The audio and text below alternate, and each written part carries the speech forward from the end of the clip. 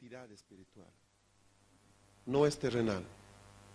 Si usted entiende esto, quiero que diga, la iglesia es espiritual, no terrenal. Esto cambia totalmente nuestra perspectiva. Pablo, en 14 cartas, trata de explicar la diferencia entre lo espiritual y lo terrenal, de por qué no podemos mezclar ambas cosas. Habla de diferentes formas, habla acerca de las características de los hombres espirituales y terrenales. Habla del culto terrenal y habla del culto espiritual. Habla de la jerarquía y de la gloria de los cuerpos espirituales o celestiales, la gloria de los terrenales. Ayer decíamos que lo que todos necesitamos es ir al estanque de Siloé, entendiendo que Siloé significa enviado, y la palabra apóstol significa enviado. Decíamos, en realidad lo apostólico tiene una característica fundamental, nos abre los ojos. ¿Recuerda eso? Yo le pido al Señor que hoy día, en la mañana, se abran sus ojos más aún de lo que están abiertos. Amén. En el libro de Daniel, o de Apocalipsis 4, más bien, usted tiene una descripción que no voy a leer en detalle. Ayer la revisamos un poquito, yo solo quiero mencionarle 1 o 2 versos a lo mucho de este pasaje. Por ejemplo, en el verso 4 dice, alrededor del trono había 24 tronos, y vi sentados en los tronos a 24 ancianos vestidos de ropas blancas con coronas de oro en sus cabezas. Voy más adelante, dice en el versículo 6, y alrededor del trono 4 seres vivientes llenos de ojos delante y detrás. Juan es arrebatado por el Señor para ver cómo era la adoración celestial. Amén. ¿Está aquí? Y él vio. Si ustedes ven, Apocalipsis no es un libro que trata de explicar una realidad, sino un libro que describe una realidad. No te dice el detalle, te dice lo que ve. Quiero que conmigo pueda entender algunos aspectos importantes. Cuando David es levantado en el trono, hay algunos testimonios de la vida de David muy particulares. Primero, yo estoy seguro que David, sí vio lo que Juan vio.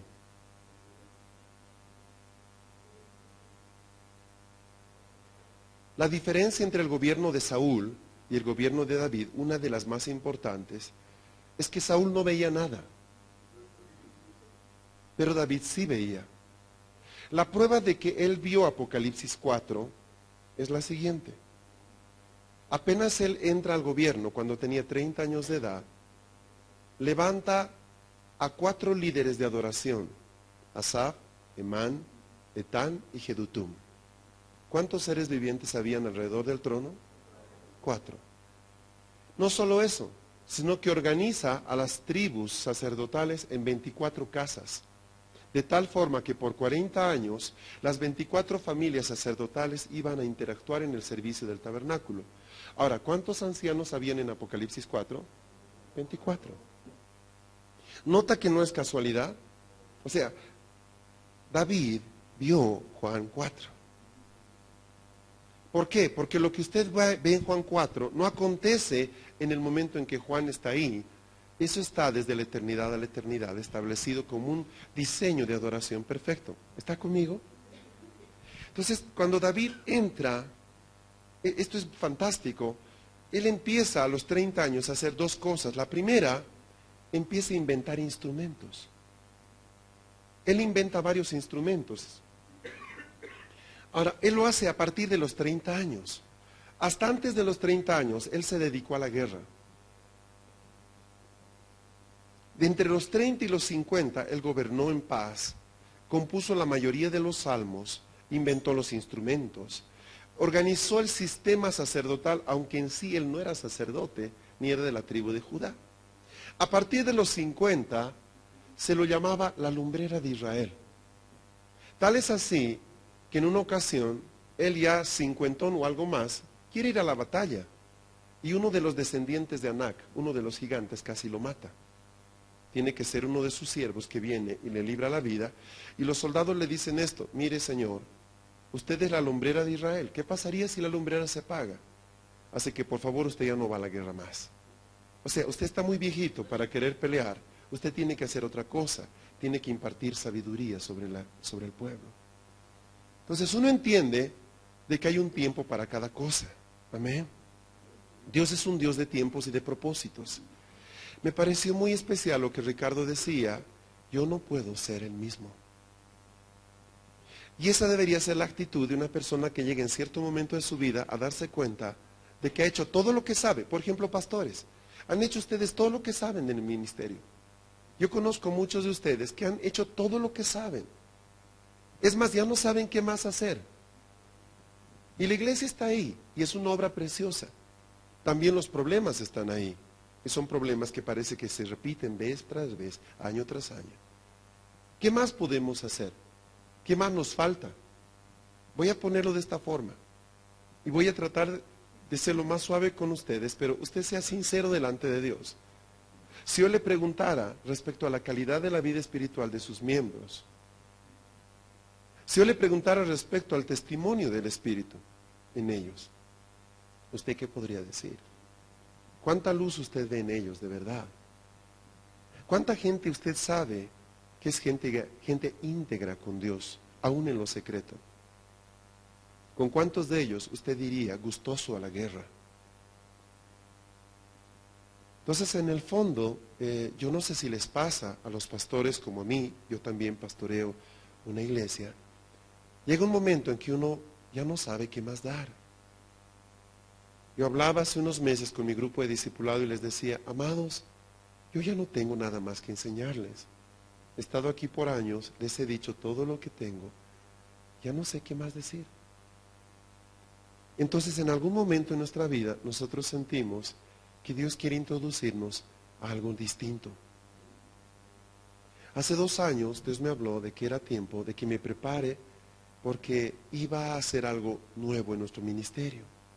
Yo no entendía mucho eso, hermanos, pero asumí de que iba a dirigirnos el Señor. Y desde ese tiempo empezamos a entender algunas cosas que nunca antes habíamos entendido. No voy a hablar de eso en este momento, simplemente es para poder graficar el hecho de que aún tu vida está sujeta a unos tiempos establecidos.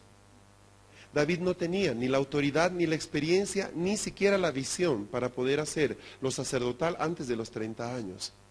Así como ya no era sabio que él se vaya a la guerra después de tener 50 y algo. Entonces todo tiene un tiempo y todo tiempo tiene un propósito en Dios.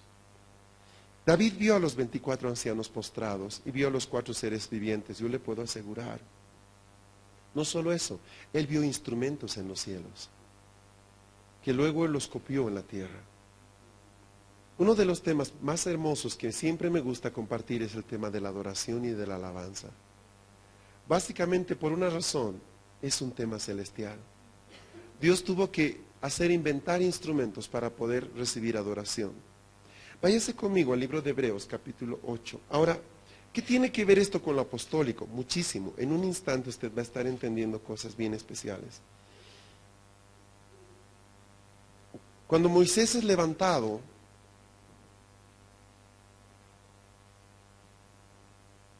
dése cuenta también que Dios trabajó con él en 3 periodos de tiempo, 3 periodos de 40 años.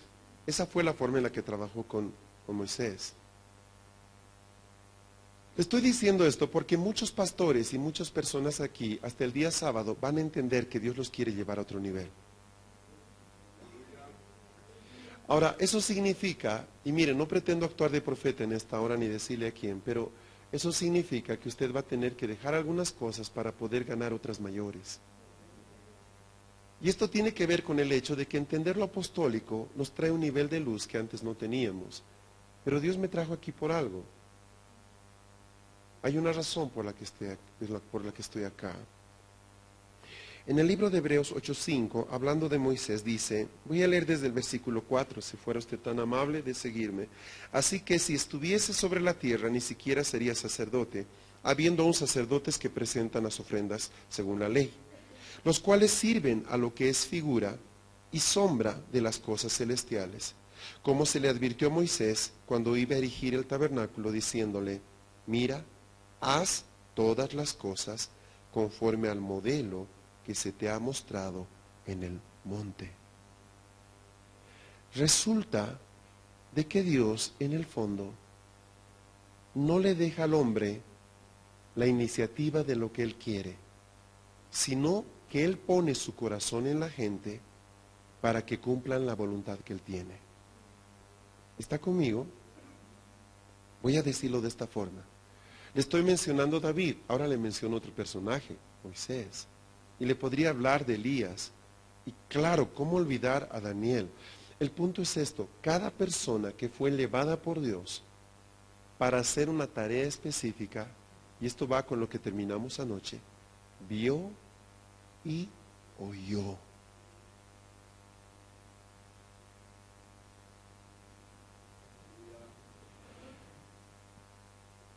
Hay palabras que Dios nos da que se van a cumplir 20 años después, pregúntenle a Abraham. Es una buena actitud esperar que se cumpla una palabra que Dios nos dio. Pero por el otro lado, usted no puede agarrarse a una promesa que Dios le dio hace 20 años simplemente. ¿Por qué? Porque Dios tiene muchas más promesas y muchas más realidades para nosotros. Ahora, veamos un poco de esto. El modelo original de la casa de Dios, ahí estoy entrando en tema, está en Apocalipsis 4 y lo vemos físicamente en Apocalipsis 21. Imagínese que usted quiere comprarse un terreno para hacerse una casa. Entonces va a comprar el terreno y contrata un arquitecto. Yo no creo que haya una persona que le diga, oiga señor arquitecto, haga la casa que usted quiera. Total, a mí me va a gustar, no se preocupe. No, sino que usted le va a decir, mire, yo quiero que sea así, quiero que tenga 2 plantas, en la parte de abajo esto, quiero 4 recámaras o 3 recámaras, quiero los dormitorios con baño privado, quiero esto, quiero... Usted le da los detalles, quiero que las ventanas sean de esta forma. ¿Por qué? Porque yo voy a vivir ahí. ¿Está aquí? Ahora, el punto es este. Dios le da los detalles más mínimos del tabernáculo por una razón. ¿Cuál? Porque Él iba a vivir ahí. O sea, Él quiere que su casa esté perfecta. Entonces Moisés se tarda 40 días tomando notas y haciendo algo bien especial. En realidad, él no simplemente escucha a Dios, sino que él ve. Mire lo que dice Hebreos 8:5, conforme al modelo que te mostré. O sea, el original no es el templo o el tabernáculo de Moisés. El original es el templo que está, o el tabernáculo que está en los cielos. Ahí en el tercer cielo hay un tabernáculo maravilloso y Moisés entró a ese lugar y lo vio. ¿Está conmigo? Lo vio. Ahora, unos de los personajes con los que él se encontró, le puedo asegurar que son los 4 seres vivientes también. Los 4 seres vivientes, y es un poco ahí por donde voy a ir esta mañana, son los guardianes de la presencia divina. Si usted lee Ezequiel, aparecen ahí. Si usted lee Apocalipsis, aparecen ahí. En las descripciones celestiales del trono de Dios, normalmente aparecen los 4 seres vivientes. ¿Quiénes son ellos? ¿Qué simbolizan? Esto es muy especial. Cuando Dios habla del tabernáculo, no solamente detalla cómo va a ser por dentro, los colores y las formas, y hasta la forma de preparar cada cosa, sino aún, Él establece qué tribus iban a estar alrededor del tabernáculo. Por ejemplo, en el lado este, la puerta del tabernáculo miraba al este, en el lado este debería estar la tribu de Judá. Judá es representado con un león. O sea, vamos a ver, recuerde usted los rostros de los que aparecen en Apocalipsis 4. Si quiere luego lee Ezequiel 1. Va a haber unos seres con 4 rostros. Rostro de león, rostro de becerro o de buey dice, rostro de águila y rostro de hombre. Entonces usted tiene a la puerta este con la tribu de Judá, el león de la tribu de Judá. El león está en la puerta del tabernáculo. En la parte de atrás está la tribu de Manasés, el becerro.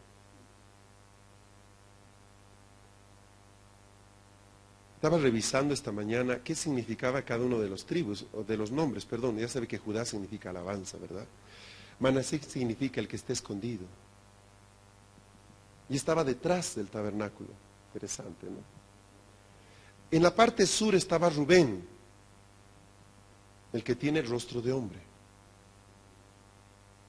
Y por último estaba Dan. Oh, me cautivó Dan. Me puse a buscar en la concordancia todos los versículos que hablan de Dan. Y es caracterizado por ser una tribu visionaria, los que miran más lejos. Ahí está el águila. Lea usted, hay como más o menos 20 y tantos versos donde aparece la tribu de Dan. Y te dice, los hijos de Dan tal cosa, los hijos de Dan tal cosa. Interesante. Ahí aparece Dan. Entonces resulta que físicamente el tabernáculo, esa tiendita que estaba ahí en el medio del desierto, estaba rodeado también de 4 tribus, donde cada una de esas tribus simbolizaba a uno de los seres vivientes. ¿Está aquí? Váyase a Éxodo 25, por favor.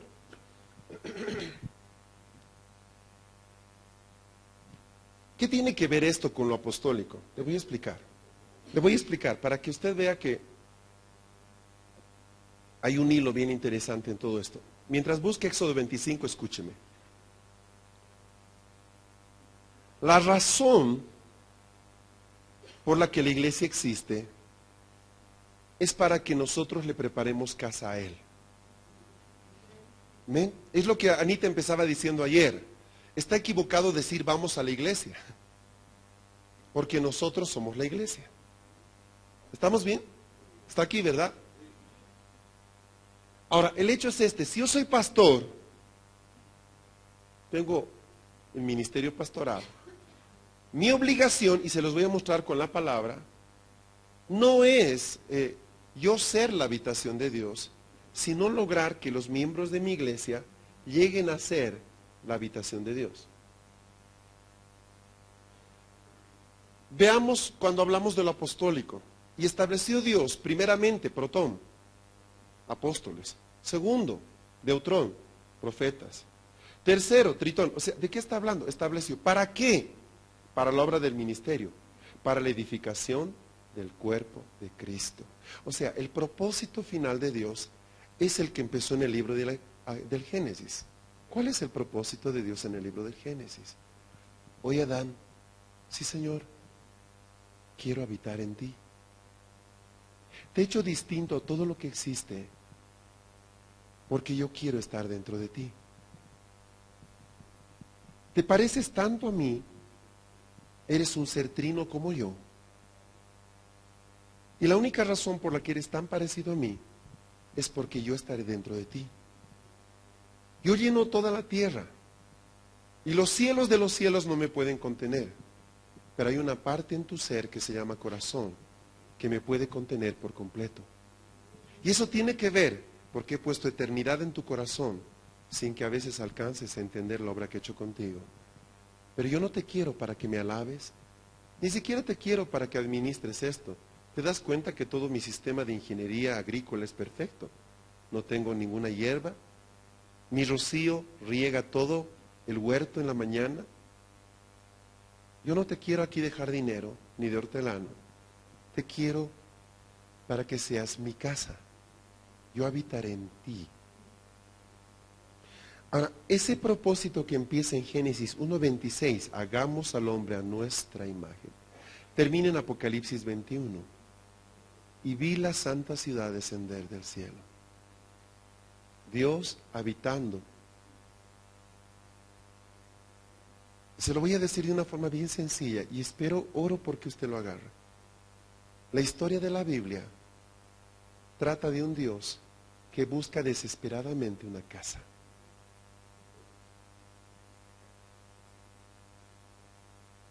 En eso consiste todo. Y usted revise. Los 66 libros de la Biblia tratan de esto.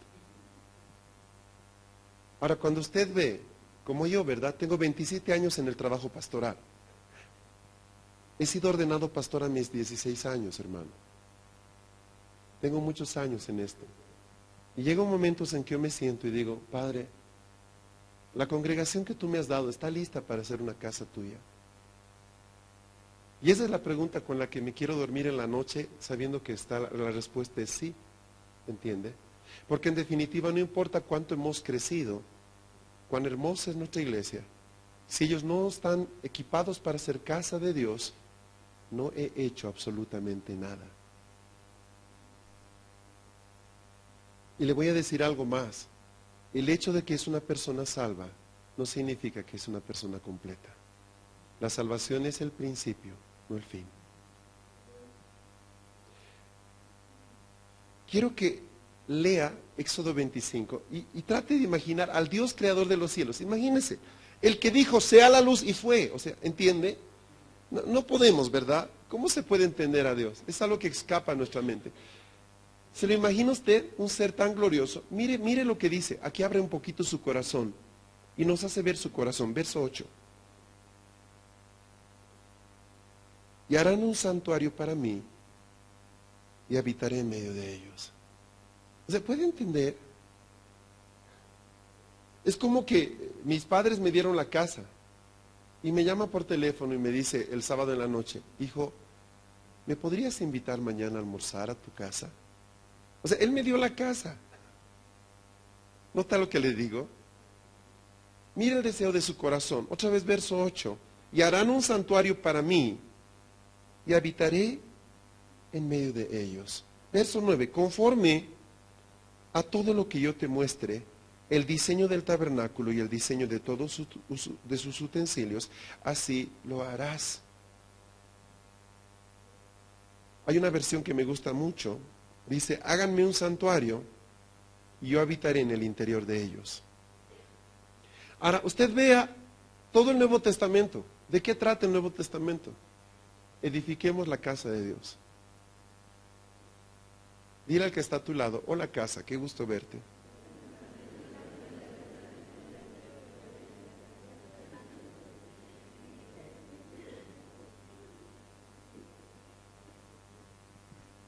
Hay 8 habitaciones que aparecen en toda la Biblia. El templo celestial, Apocalipsis 11, 19. El jardín del Edén, Génesis 2, 8. El tabernáculo de Moisés, Éxodo 26. Tabernáculo de David, Primera de Crónicas 15. Solo se lo menciono, no necesito tomar nota. El templo de Salomón, Primera de Reyes 6, 2. El templo de Herodes, Mateo 21, 2. El templo milenial, Ezequiel 44 al 48. La Nueva Jerusalén, Apocalipsis 21. ¿De qué trata todo esto? Pues ahí tengo un Dios que busca una casa. ¿Habrá alguno de ustedes que quiera hacerle casa a Él? Entonces resulta de que Dios se lo lleva a Moisés y le dice, tú vas a ser mi arquitecto, Moisés. Te quiero mostrar cómo va a ser mi casa. 7 veces aparece la palabra perfectamente en las instrucciones a Moisés. 7 veces aparece la palabra perfectamente. O sea, cuando tú hablas del edificio que Dios te está haciendo, tú hablas de alguien que sabe exactamente lo que quiere. ¿Está conmigo? Entonces imagínese, ¿verdad? Yo quiero levantar una obra para el Señor. Quiero hacer un trabajo evangelístico con niños o lo que fuera. ¿Cuál es el primer paso que yo debería hacer? ¿Cómo quieres esta casa, Señor? ¿Dónde la quieres? ¿Cómo quieres que hagamos? ¿Entiende lo que le estoy diciendo? La iglesia no es un invento mío. Yo no quiero una iglesia conforme a lo que me gusta. Oiga, pastor, ¿y por qué no cantamos así? Porque a mí no me gusta. Pero no se trata de que le guste a usted. Pues esto no tiene nada que ver con sus gustos. Esto tiene que ver con lo que le gusta al que habita en esta casa. ¿Cuál es el problema, verdad, de las doctrinas de hombres? Que ponen más énfasis en la gente que en lo que Dios quiere en el fondo. Y usted va a ver hoy día que hay tantos tipos de alabanza, pero en el fondo, ¿en cuántos de ellos el Señor realmente, por ejemplo, se sentirá a gusto? ¿Entiende, verdad? Hay una escena que me acuerdo de Los Simpson. No es mi serie favorita, pero debo reconocer que alguna vez la veo. Ore por mí. Y hay una escena que me parece ridícula, pero es lo que yo, cuando vi esa escena, digo, Señor, siempre te hacemos esto, ¿verdad? Resulta que era el cumpleaños de la esposa de Homero, de Marge, y ¿sabe qué le regala? Una bola de boliche. O sea, ¿qué cosa más ridícula? Le regala una bola de boliche a ella, sabiendo que ella no juega boliche. Es más, estaba rotulado el nombre de él, Homer. ¿Por qué? Porque él sabía lo que ella hacía. Ay, mi amor, esto no me gusta. Ah, no te preocupes, yo lo tomo, ¿me entiende? Y en esa ocasión ella le toma el pelo porque decide sí usar la bola de boliche. Y ahí se consigue, pues aparece un profesor que, por cierto, quiere seducirle y toda una historia y casi pierde a su esposa, don Homero. Pero el punto en cuestión es este, de que muchas veces hemos hecho eso con Dios. O sea, yo le quiero dar algo que en el fondo a mí me gusta, pero no a Él. Mucha gente se acerca a nuestra iglesia y me dice, pastor, la alabanza en esta iglesia dura mucho. Ustedes empiezan a cantar a las 10 de la mañana el domingo, es la 1 de la tarde y siguen cantando. ¿Se da cuenta que no podemos ni siquiera ir a almorzar con nuestros familiares los domingos? Entonces me da ganas de volverme sabatista, ¿entiende? 6 días trabajarás, el séptimo, o sea, usted no sabe que hay un día que puede olvidarse de los familiares. Entonces algunos me decían, pastor, mire, si usted adelanta un poco, acorte la alabanza, nos congregamos aquí. Es que no depende de nosotros. Ya quisiera que sea así. ¿Usted cree que me ha agradado esto? Nosotros teníamos un problema como familia. Una semana almorzamos con mi mamá y otra semana con mis suegros. Lo hemos hecho desde el día que nos hemos casado. O sea, cada domingo es para ellos. Muy rara vez domingo estamos libres. Hemos decidido dedicarles nuestros domingos al Señor y a nuestros padres.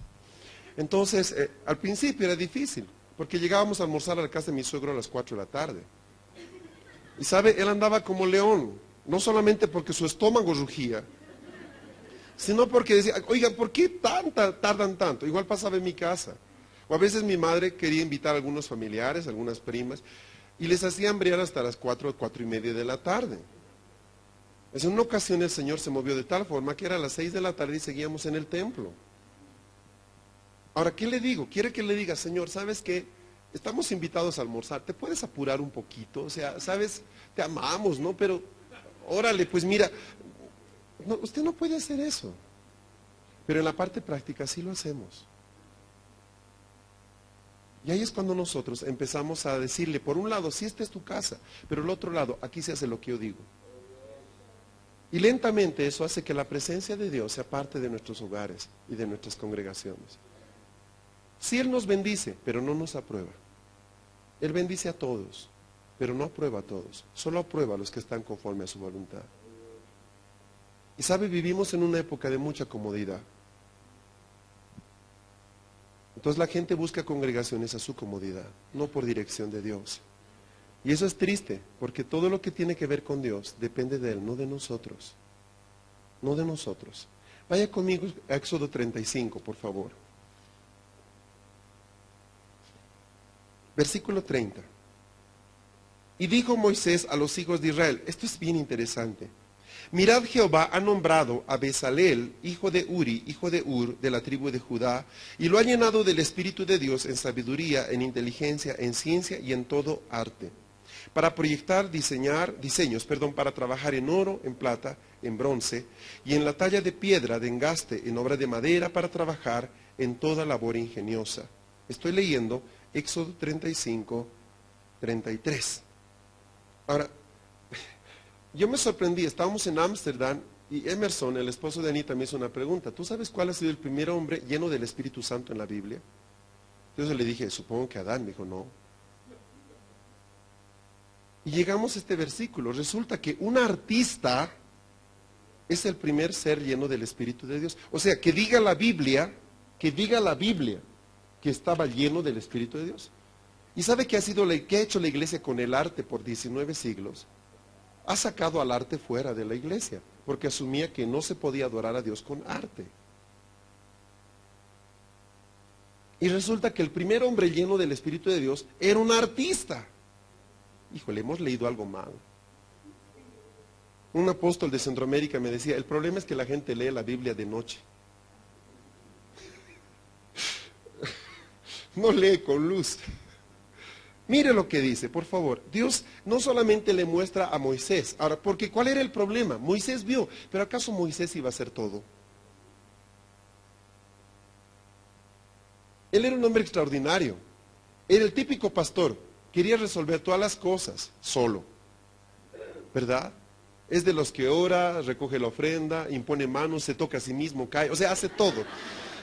Y era así, o sea, tiene que venir su suegro a decirle, oye hijo, ¿qué estás haciendo? Si sigues ese paso vas a terminar con un estrés terrible, una úlcera gástrica asombrosa, o sea, delega. Y usted sabe que el pastor no es muy amigo de delegar al principio, ¿verdad?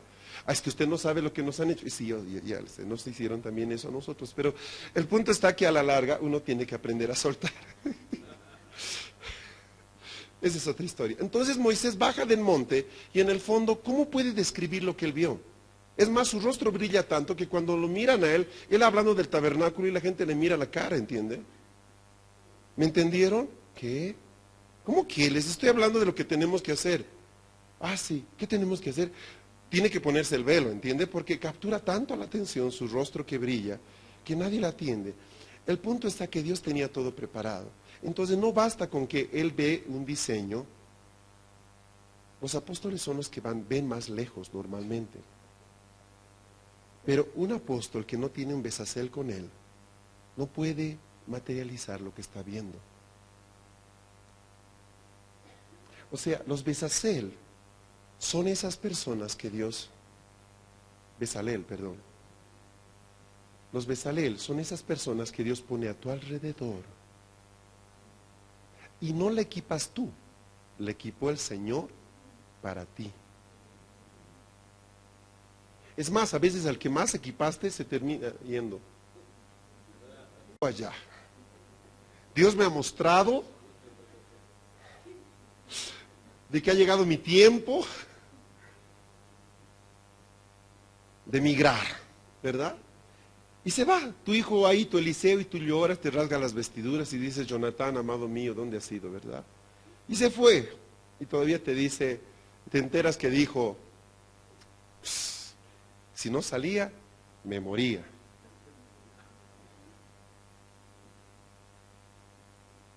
Siempre los Absalones son los que crecen en casa. Pero qué bueno que Dios tiene gente como Bezalel, ¿verdad?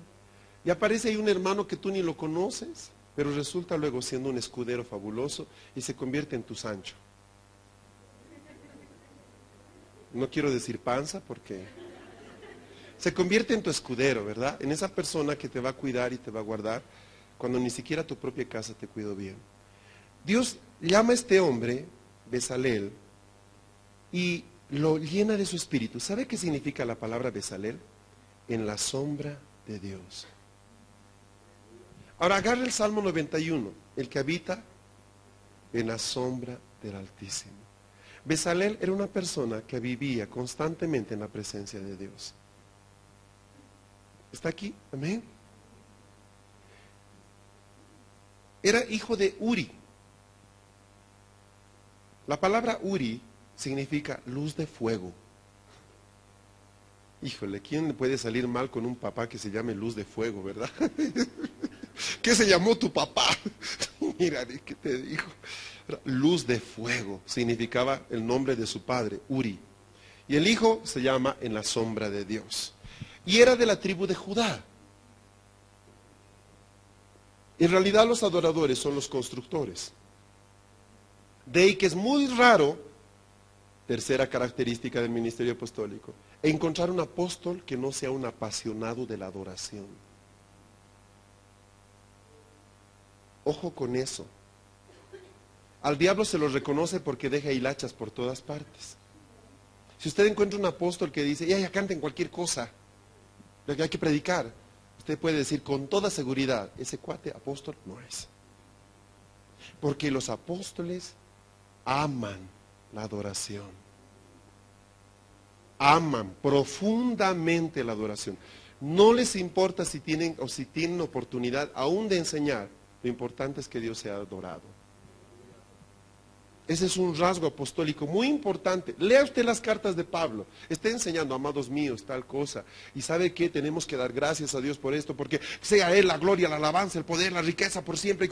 Y empieza, ¿verdad? Y se va y hasta arriba. Y, oye, Pablo, okay. ¿Ya? O sea, ¿puede seguir Pablo? Ah, sí. Baja otra vez. Y como les decía, amados míos, ¿verdad? Tengo que ir. Ya Él sea la honra. Ese es Pablo. Ese es Pablo, o sea, lea sus cartas. Por eso es que hay un problema con Hebreos respecto a su autoría. Porque usted no encuentra ese diseño en el libro de Hebreos. Un rasgo de él es que intercala la enseñanza con la adoración todo el tiempo.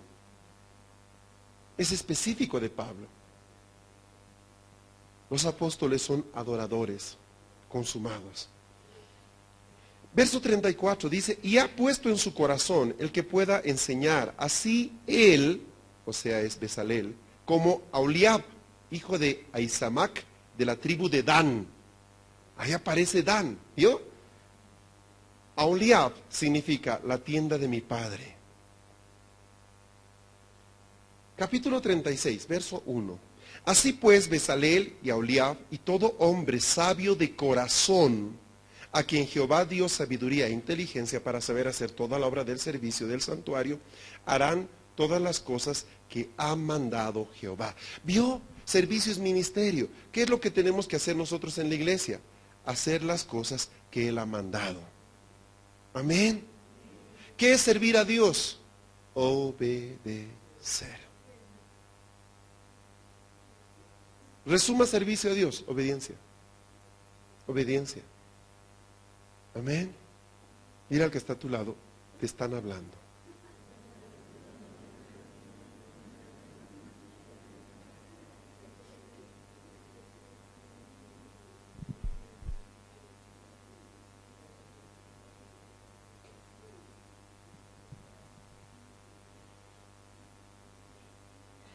A continuación, ya no voy a leer esto, pero el pueblo empieza a traer para la construcción del tabernáculo. Traen mucho, pero note la manera. Los ungidos del Señor son los diseñadores, los que han visto, y el pueblo es el que aporta para poder edificar, cosa que se hizo. ¿De dónde vienen los recursos? Pues de Egipto. Es nuestro banco, ¿verdad? Según dataciones, el costo del tabernáculo hoy día sería de aproximadamente 20 millones de dólares. Ahora, ¿por qué era importante el tabernáculo? Y voy a llegar a la iglesia en un instante. Primero, porque se llamaba el santuario. Y eso hacía notar de que era el lugar santo de Dios, Éxodo 25:8. Era el lugar santo. Él es santo y Él no va a habitar en un lugar que no lo sea.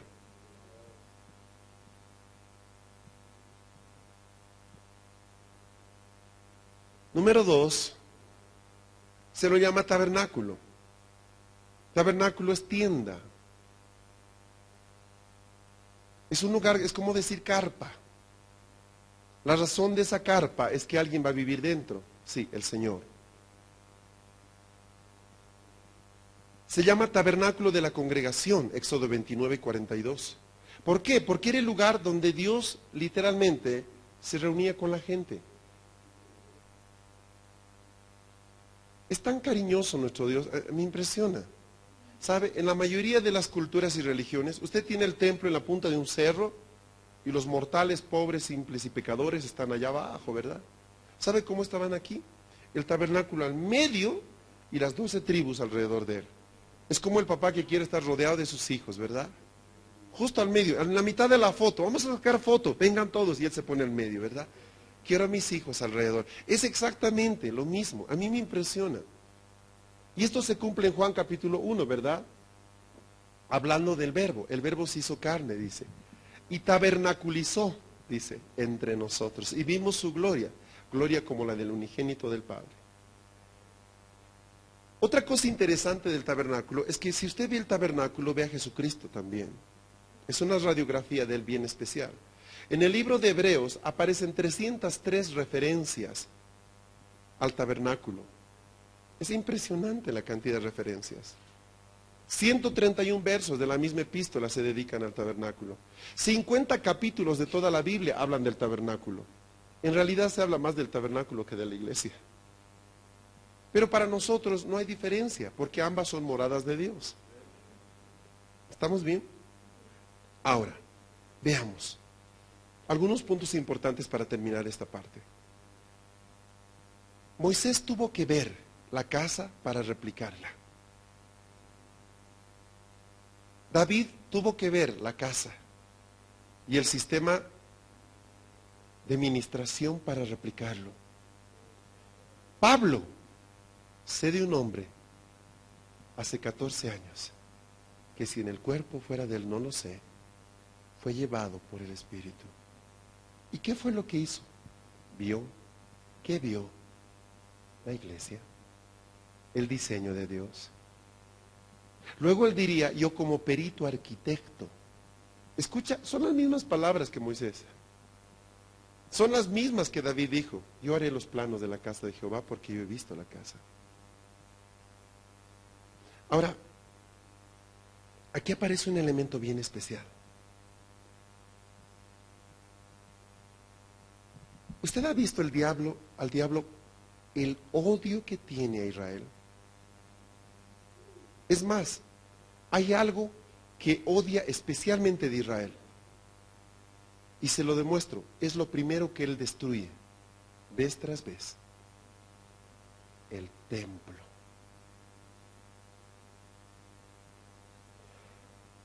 ¿Por qué Satanás ataca tanto el templo? Por una razón. Escúcheme, porque el templo era la representación visible del mundo invisible. ¿Y cuál es el problema de este? ¿Qué tiene que ver esto? Si el hombre no ve el mundo invisible, no ve nada.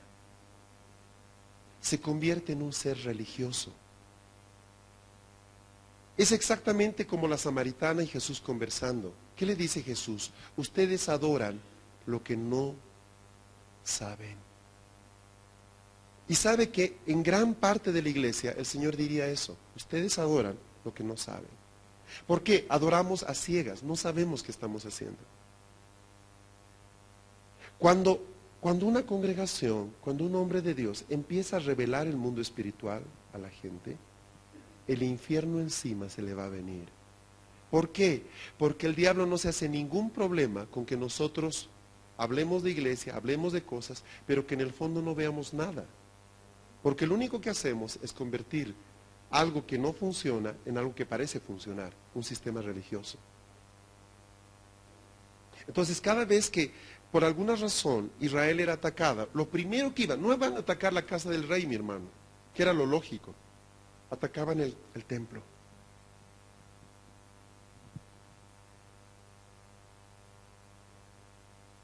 La palabra habitación de Dios tiene tres connotaciones hebreas en la Biblia. La primera es la que he mencionado, tabernáculo, que es Mishkan en hebreo. Mishkan. La segunda es Erión, eso significa templo. La palabra completa sería templo Erión. Y lo que describe al templo Erión, al edificio, como el de David, por ejemplo, es un Bait. Bait. B-A-Y-I-T. Bait. El Bait es el templo físico que construyó David. Ese es un templo Erión. Pero hay un tercer templo, que es el templo Naus. Naus.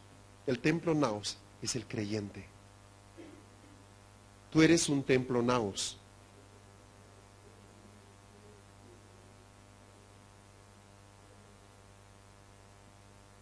Resulta que estos tres templos interactúan. Hubo un tiempo para el primer templo, hubo un tiempo para el segundo templo.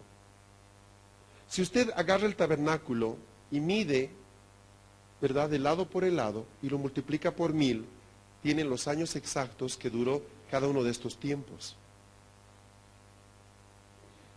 El punto es que nosotros estamos entrando al tiempo de Apocalipsis 5, el sacerdocio de toda la casa. Donde ya Dios no necesita, en realidad nunca necesitó un edificio. Él lo dijo, yo no habito en templos hechos con manos de hombres. Entonces yo le diría, ¿y por qué me has hecho hacer tremenda estructura, Padre? O sea, ¿no te costaba decírmelo al principio? Bueno, te voy a explicar por qué lo he hecho, por qué me has tenido que hacer esto. Hay una razón. ¿Cuál? Para que conozcas dónde yo habito, para que entiendas dónde yo me muevo. ¿Y cuál es el final de los templos entonces? ¿Cuál es la casa final que tú quieres? La primera que quise. Tú eres mi templo. Tú eres mi casa. Entonces resulta, y aquí es donde la cosa se pone interesante, Resulta de que en el fondo los 4 seres vivientes son 4 aspectos que tienen que desarrollarse en el creyente para que Dios habite en él. Aunque tú no creas, tú tienes 4 rostros. Amén.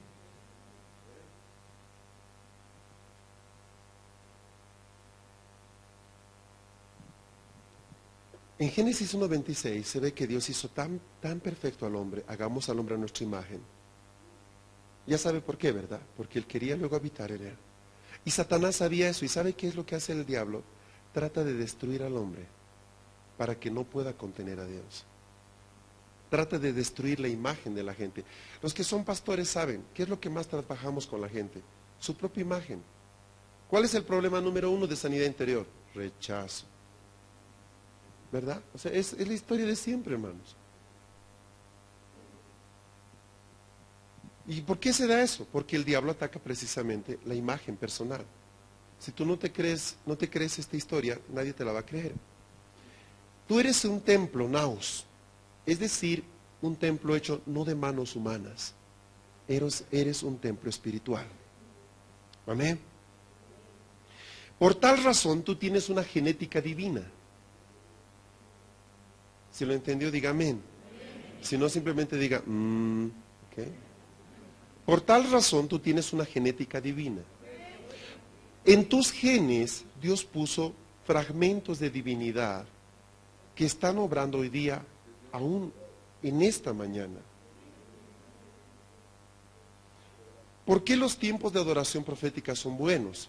Porque nos conectamos con el mundo espiritual de una forma tal que podemos desarrollar lo que nosotros tenemos dentro. Segunda de Corintios, por favor. Primera de Corintios, capítulo 2.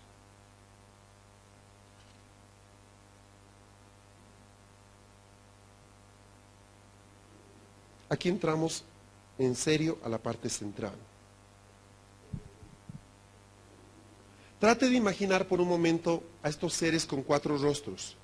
Rostro de león, rostro de buey, rostro de águila y rostro de hombre. Tú tienes que ser un poco Judá, un poco Dan, un poco Manasés y un poco Rubén. Amén. Cuando se completa ese diseño en ti, Dios establece su morada en ti. Entonces yo como pastor, como profeta, como apóstol, como ministro de Dios, lo que debo buscar en mi gente es, verdad, este ya está medio león, perfecto, ahora hay que desarrollarlo como buey, ¿entiende? Sé que suena medio cómico, ¿verdad? Pero usted ya está muy buey, pues ahora lo voy a desarrollar como águila, ¿no? Entonces nuestro trabajo con ellos no consiste en pastorearlos el resto de la vida, sino en lograr que se formen en ellos estos 4 rasgos que los capacita para hacer habitación divina. Segunda Corintios capítulo 2. Así que, hermanos, cuando fui a ustedes para anunciarles el testimonio de Dios, no fui con excelencia de palabras o de sabiduría, pues me propuse no saber entre vosotros cosa alguna, sino a Jesucristo y a este crucificado. Y estuve entre ustedes con debilidad y mucho temor y temblor. Y ni mi palabra ni mi predicación fue con palabras persuasivas de humana sabiduría, sino con demostración del Espíritu y de poder, para que vuestra fe no esté fundada en la sabiduría de los hombres, sino en el poder de Dios. Ahora viene lo interesante. Sin embargo, hablamos sabiduría entre los que han alcanzado madurez. Y sabiduría no de este siglo, no de este tiempo, no de esta época, no de este sistema, ni de los príncipes de este siglo que perecen. Mas hablamos sabiduría de Dios en misterio, la sabiduría oculta, la cual Dios predestinó antes de los siglos para nuestra gloria.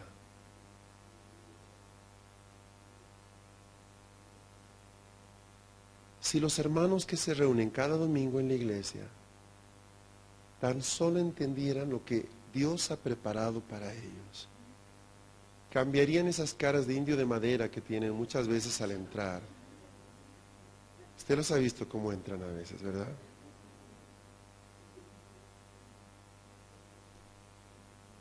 Si tú supieras lo que Dios tiene preparado. Ahora, por favor, note algo. Dice sabiduría oculta. O sea, no todos lo ven. Los que han alcanzado madurez, se lo parafraseo, los que tienen los 4 rostros desarrollados en su vida. El primer rostro que un hijo de Dios debe desarrollar es el rostro de hombre. ¿Sabe que es extraordinario ver a Jesús como un ser humano? Es fascinante. Si hay alguien que puede darnos clases de lo que es un apóstol, ese es Jesús. En estos años yo he estado con apóstoles y con epístolos, o sea, un poco de los buenos y otro poco de las imitaciones baratas. He estado con profetas de Dios que te miran y ponte lentes oscuros porque ya te vieron hasta... Y estás con otros que, misericordia, no le toques ni le pises el manto porque se enoja, ¿verdad? Usted ha visto, ¿no? Hay para cada estilo, ¿verdad? Me asombra. Es que he estado con cada profeta. Hablábamos el otro día con Pamela de una reunión que tuvo en Santiago y estuvo con unos epístolos, unos apóstoles. Y decía, pues, ¿y qué te parecieron? Le digo, amén. ¿Y qué tal está el clima, verdad? Analiza a Jesús. Te voy a dar 3 rasgos bien sencillitos de él. A ver cómo lo ves. Tú sabes que el nacimiento de Jesús estuvo preparado desde antes de la fundación del mundo. Toda la creación estaba esperando ese momento. Jesús nació. No, ni se imagina usted el alboroto en el cielo, ¿verdad?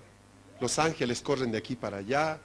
No pueden contenerse. Los ángeles están limitados. Ellos no pueden intervenir en nuestra vida natural fácilmente, porque Dios ha establecido límites a lo natural y a lo espiritual. Usted sabe, ¿no? Pero aún se les escucha la voz de vez en cuando. Pero el punto en cuestión es de que llega después de 30 años el momento en que él iba a hacerse público. Había estado escondido, pasó buenos años en Egipto.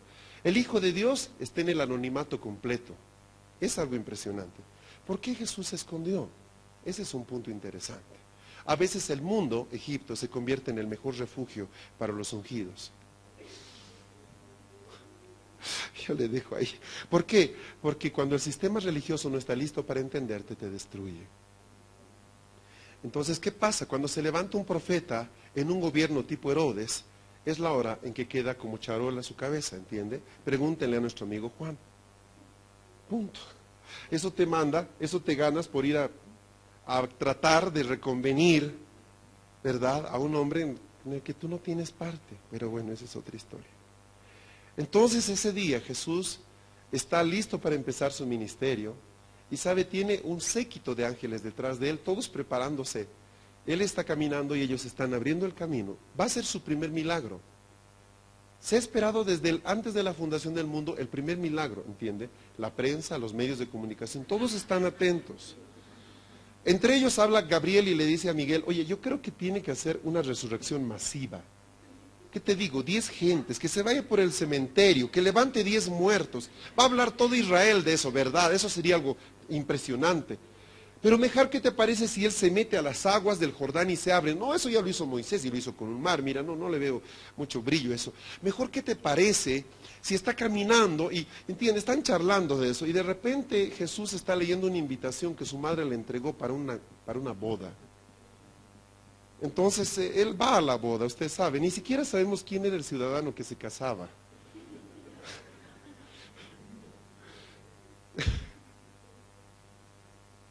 Es que usted ahí conoce cómo él piensa.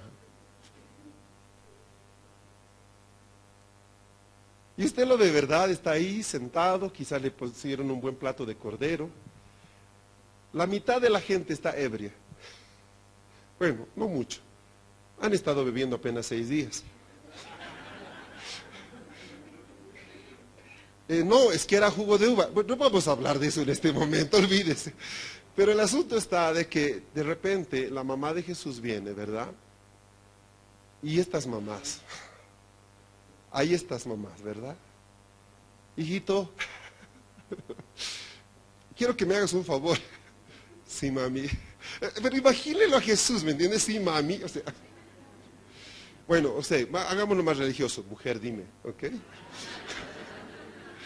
Tiene que leer la Biblia en el griego, es bien interesante. Ok, sí, mami, necesito que me hagas un favor, hijo. Mira, mis amigos, los que me invitaron, mira, ¿te acuerdas de tu tía? La fulanita de esa del cuñado, del ahijado, del primo. O sea, ¿te acuerdas? Pues no me acuerdo de ellos. Bueno, no te preocupes. Se les acabó el vino, hijo. ¿Qué quieres que haga yo, mami?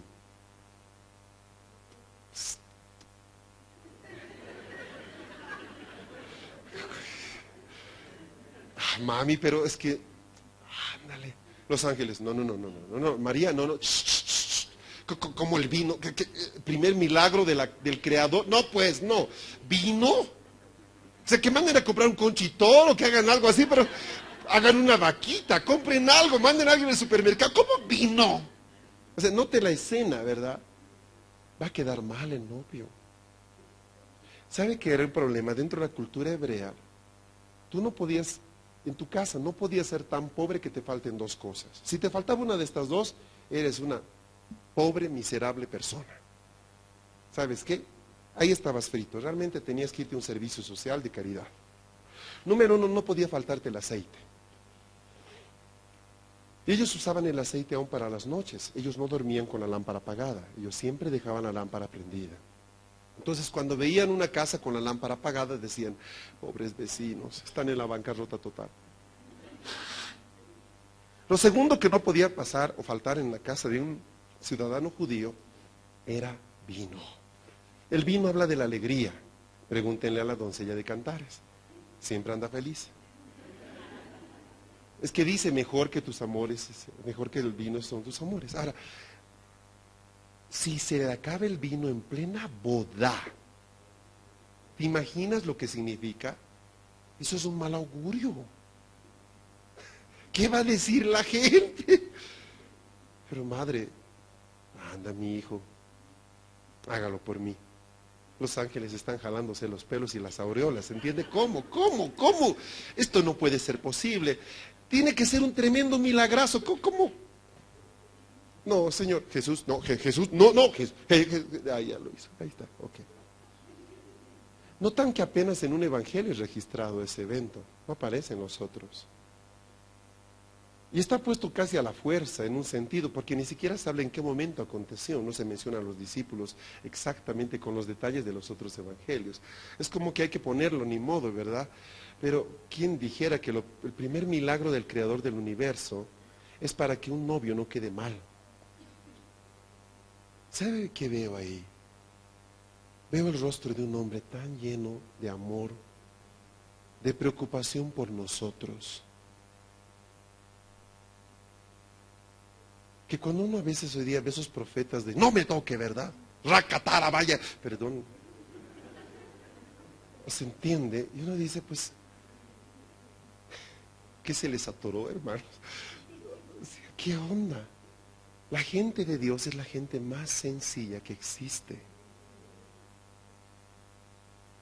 Uno de los indicadores de que el Espíritu de Dios esté en la gente es que los niños se acercan a estos ungidos de Jehová y ellos son bien recibidos por ellos.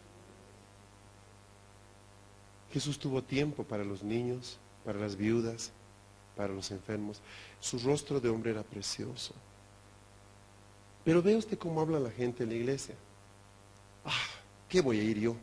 Es un inconverso ese, ¿verdad?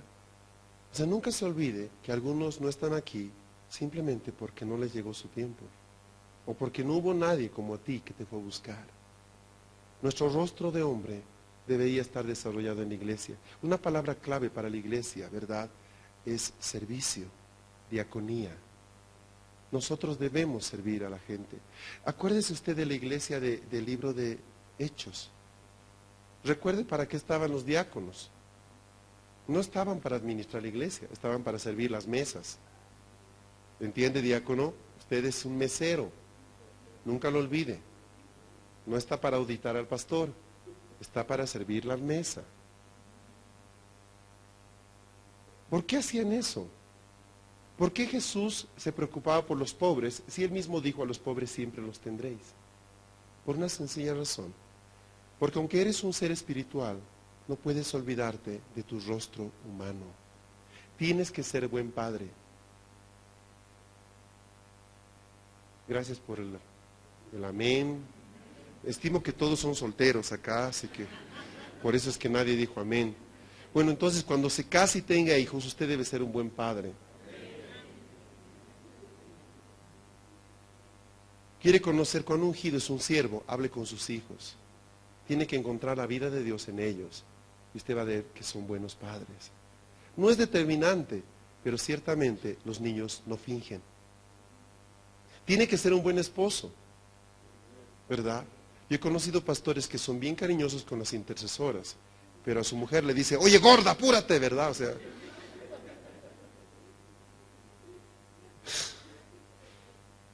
tal vez no ustedes, pero yo conocí a algunos.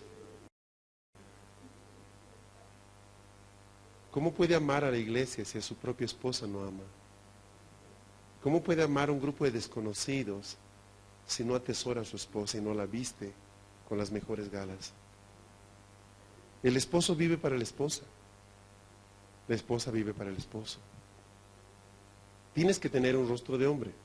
Aunque seas el superapostolazo, ¿verdad? El último grito, el grito de la unción, ¿verdad? La última versión del sistema operativo Vista, apostólico, tu corazón debe ser accesible. Y cuando te llame tu mamá para pedirte un favor, tienes que decirle, ya mami, ok, lo vamos a hacer. ¿Sabes qué? Estoy en un pequeño, y eso a veces pasa, ¿verdad?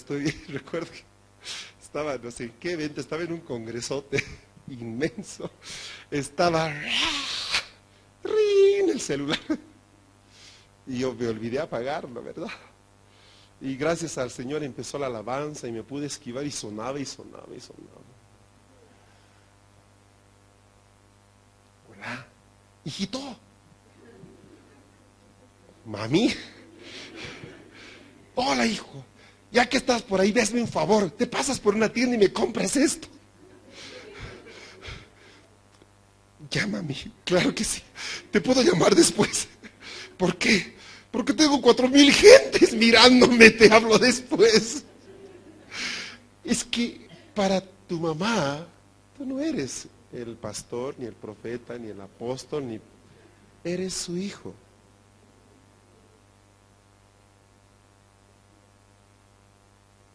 Ya ve usted, imagínese a Dios llamándole, ¿no? Oiga, profeta, venga, ¿verdad? O sea, el corazón del hombre está ligado a Manasés. Manasés es el que queda escondido. ¿Sabe qué hace un buey? El buey es un animal que se lo utiliza para la labranza. Tienes que ser entrenado por Dios para cargar. Yo le voy a decir algo que creo que es casi una regla. Usted va a darse cuenta que el ministerio apostólico es progresivo. O sea, uno no aparece un día y dice, ¡prin! Soy apóstol. Sino que en la parte práctica ha empezado con otro ministerio y se ha desarrollado como una especialidad. He podido verificar algo, que los apóstoles de hoy día, que en algún momento fueron pastores primero, tienen un corazón más servicial que aquellos apóstoles que nunca fueron pastores. ¿Por qué? Porque el pastor no está acostumbrado a mandar, está acostumbrado a servir. Pero cuando el apóstol nunca fue pastor, está acostumbrado a ser un mandón, nada más. Entonces no tiene un corazón de servicio y a la larga golpea muchas veces y maltrata a la grey del Señor. ¿Entiende lo que le estoy diciendo? Pero usted ha visto, el pastor tiene un carro y su carro está calculado no en cuántos son en la familia, sino cuántos hermanos puede cargar, ¿entiende? O sea, auto del pastor es auto de la iglesia. Casa del pastor, ¿y cuál casa del pastor? ¿Entiende? Ahí andan metidos 15, 20 personas día por medio. vida privada, pues quizás los lunes. ¿No es cierto? Y eso pasa, ¿no? Eso pasa, eso sucede muchas veces. ¿Por qué? Porque el pastor se levanta sobre un ministerio para servir. ¿Usted ha visto? 3 de la mañana, ¿verdad, pastor? Y uno que sí, voy, y sale corriendo, ¿verdad? Es así. En cambio al apóstol tienes que pedirle hora, cita, 2 meses antes y todo aquello. Entonces el corazón de servicio, el corazón de Manasés, es un corazón con el que nunca debemos nosotros de caminar. Amén. Es bien triste hoy día que se libera palabra profética muchas veces en congresos y le dice, tú vas a ser un tremendo apóstol, a gente que no sirve para nada en su propia congregación. Gente que no ayuda a nadie. Su más grande lucha cada mañana es tratar de no enredarse con las sábanas al levantarse de cama, ¿entiende? Y alguien le está liberando una palabra, y puede que sí tenga un llamado apostólico, pero el punto es este: lo que distingue un siervo de Dios es el servicio. No solo a Dios, sino a la gente. Estamos aquí por la gente. O sea, pastores, nunca nos olvidemos de eso. Yo sé, nos quejamos mucho de la gente. Es que usted no conoce a mi iglesia. Sí, yo sé, me imagino, hermano. Pero estamos aquí por ellos. Y nuestro corazón de servicio tiene que renovarse constantemente. Algo que yo aprendí, y yo les digo constantemente a los líderes, es esto. Nunca te olvides de una enseñanza que a mí me dijeron cuando iba a ser pastor. Me dijeron, mira, tú vas a ir a la gente, les vas a enseñar, vas a entregar tu vida a ellos, les vas a dar todo lo que ellos saben. Cuando tú termines, te retirarás y ellos dirán, hemos aprendido todos solos. Y ¿sabes qué? Eso no debe afectarte. Porque tú no vives en función de la recompensa que ellos te van a dar, sino en el saber que estás haciendo lo correcto. El apóstol de apóstoles no tuvo temor de ensuciar la túnica con el barro de los pecadores. Amén. Y ayudar y sacar a la gente que estaba ahí. Eso hace que constantemente el ungido de Jehová se vuelva a la sencillez. Nunca pierda la sencillez. Dile al que está a tu lado, eso es para ti.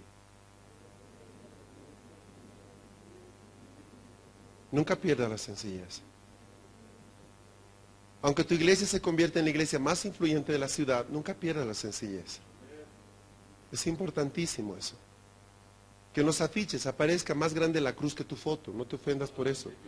Pero te cuento que va a ser más práctico. Mira, te cuento lo que dice aquí Pablo, ¿verdad? Lo único que llevé a ustedes fue la cruz. Lo importante es que la gente vea la cruz, no tu hermosa corbata y tu Biblia, ¿verdad? O sea, que te vean...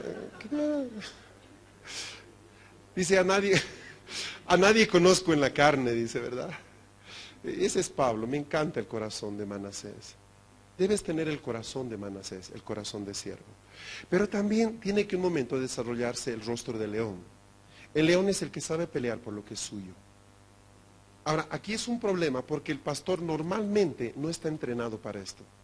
Él sabe lidiar con ovejas, no con leones. Entonces tiene un problema, quiere abrazar a los leones, ahí está frito, ¿entiende? Para tratar con los leones necesitas un látigo bien largo y una buena silla, que en este caso es un púlpito, ¿me entiende? Y tal vez uno de estos fierros que nos pueda servir. O sea, la parte profética es el asunto del león. Una de las cosas que yo he entendido es de que el sistema religioso ha abortado la capacidad del creyente de entender lo que le pasa.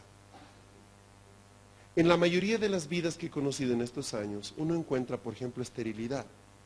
Ningún negocio le funciona y piensa que eso viene de Dios, o está casi seguro que viene de Dios. Pero a causa de que nunca se le enseñó a discernir lo que le rodea, asume que Dios está a cargo de todo y de que ese es el deseo de Dios para su vida. Una de las primeras cosas que yo he entendido, y le doy tanto gracias al Señor por esto, es de que yo debo tener una actitud contestataria a las tinieblas.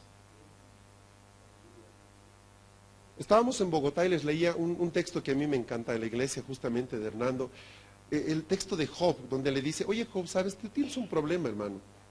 Yo te he dado autoridad a ti para que pongas límite a las tinieblas y no te da la gana de hacerlo. Wow. Yo te he dado a ti autoridad, Job, para que tú digas, tinieblas no pasarán de este nivel.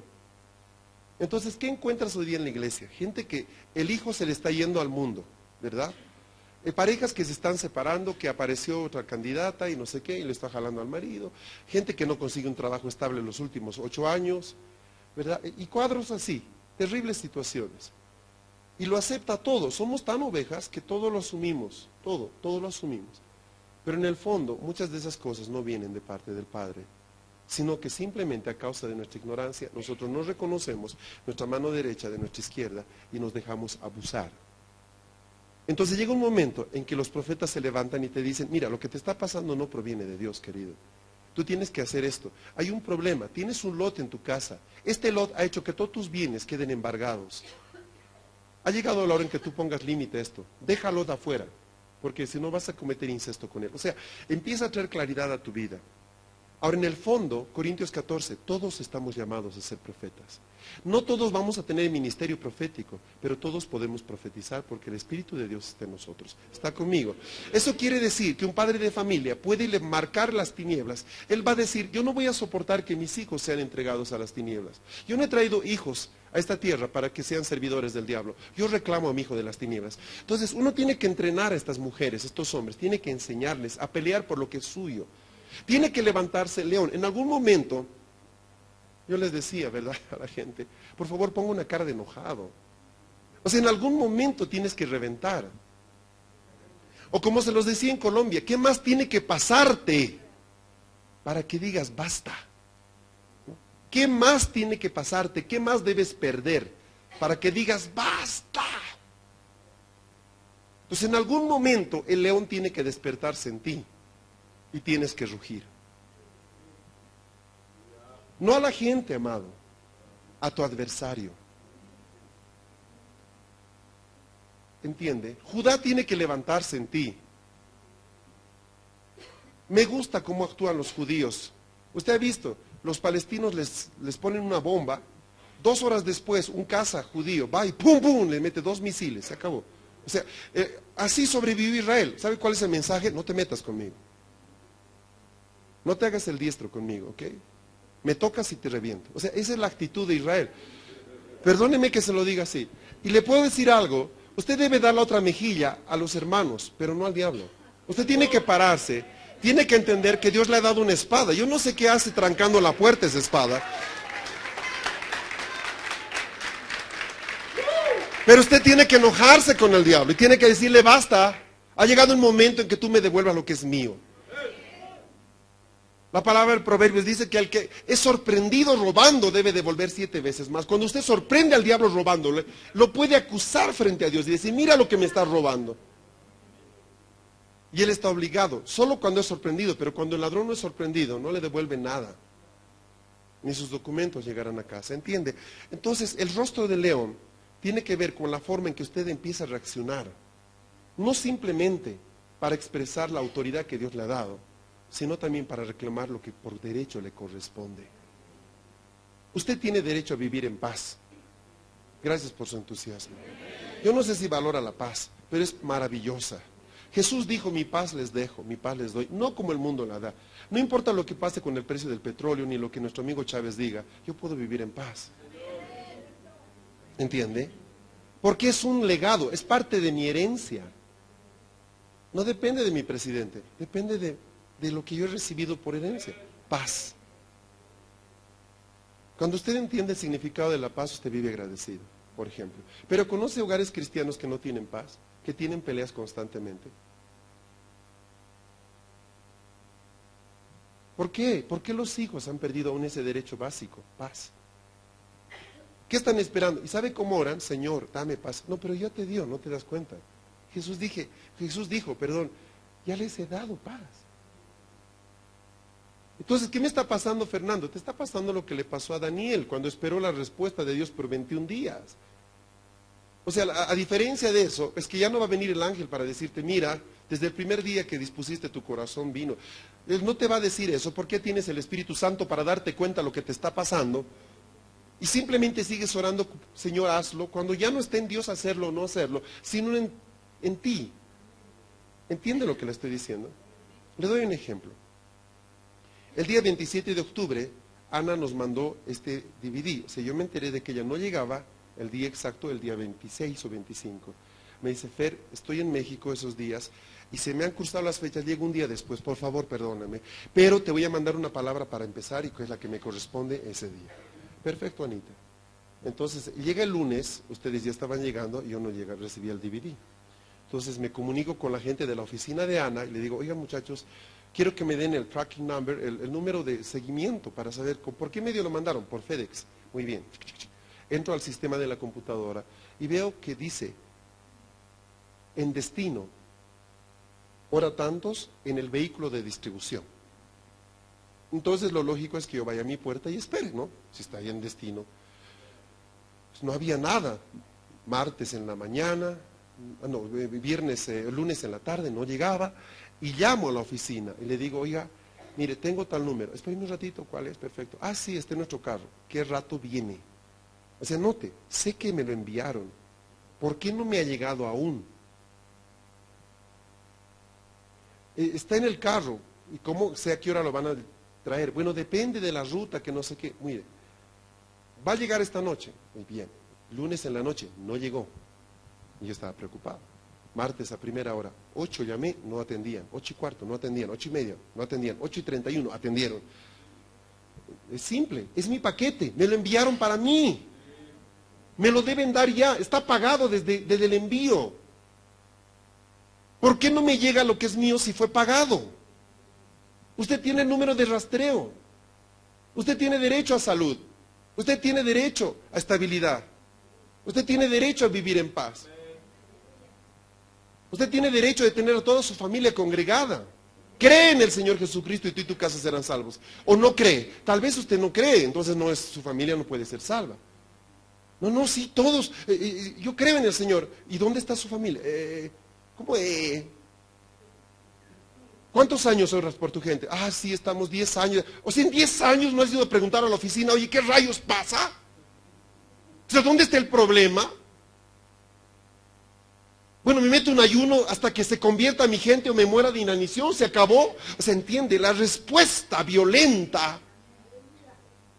es la única opción muchas veces que Dios espera. Y ahí está, el diablo está, tic, patada, tic, patada. Y usted está, ¿entiende? Ya tiene el tobillo de este tamaño usted y sigue, ¿verdad? O sea, ¿no le parece que en algún momento usted tiene que agarrar un palo y decirle, bueno, ¿qué tienes con mi pierna, oye? O sea, no sé si entiende. No le digo que sea un peleón, pero el punto es este. Tienes que reaccionar como un león. Es un rasgo que Dios ha puesto en ti.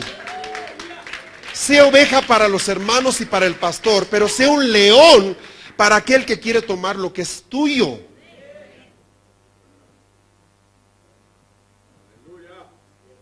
Me dijeron que iba a llegar ayer. ¿Por qué no vino a mi casa? Necesito, mire lo que dice en la computadora, priority. Es un envío prioritario. Mire, hoy día, no, ¿sabe qué? ¿Dónde es la oficina? En tal lugar. Sáquelo del carro. Estoy mandando a recogerlo ya. Muy bien, señor. Lo fuimos a recoger aquí a la oficina de la zona sur. Es mi sobre. No me están haciendo un favor. Jesús pagó el precio de mi salud, de mi paz, de mis finanzas. Ya pagó el precio. Yo no tengo que pelear por eso. Él pagó el precio más alto. ¿Por qué no me llega si es mi derecho? Ay, pastor, óремelo. Yo no voy a orar por tus asuntos, ¿sabes? Hay cosas por las que tú tienes que pelear. Yo no voy a sacrificar tu cordero pascual. Sacrifícalo y cómelo tú, viejo. ¿Cómo puede ser que tengas años en la iglesia y no sepas distinguir lo que te está pasando? O sea, es importante el rostro del león. La iglesia ha sido demasiados años oveja. Reaccione como león con el enemigo. Eso es ser Judá. ¿Entiende? Considere, fue uno de los pocos pueblos, de los 12, solo 2 quedaron sin ser dispersados. Judá es uno de ellos. No se dejó avasallar a pesar de todo. Los otros se perdieron en el anonimato. Judá no. El tercer rasgo es el rastro, es el rasgo. El cuarto, del águila. Muchos dicen que ese es el ministerio apostólico, coincido. En el hecho de que es el que más lejos ve.